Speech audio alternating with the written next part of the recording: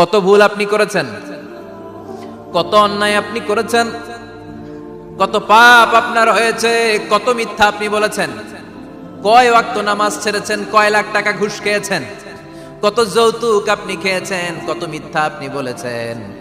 আপনার পাপ যত বড় হোক, যত বিশাল হোক, যত বেশি হোক, আল্লাহর দয়ার পরিসীমা তার চাইতেও বড়।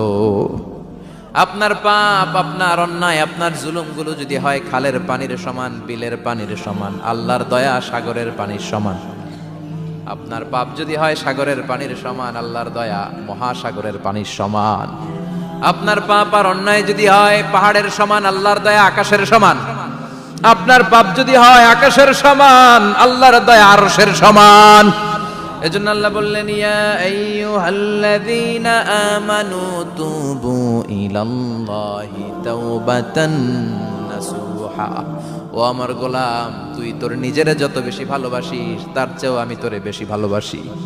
তোর বাবা মা তোরে যত বেশি ভালোবাসে তার চেয়েও আমাদেরকে বেশি ভালোবাসে কে? আল্লাহ বললেন, ভালোবাসারে তৈরি করার পরে আমি 100 টুকরা করলাম। চিল্লায় বলেন, কয় টুকরা?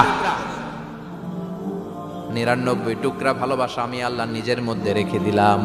1 টুকরা ভালোবাসা গোটা বিশ্বের সবার মধ্যে আমি ভাগ করে দিলাম। 1 টুকরা ভালোবাসা পেয়ে আমাদের অবস্থা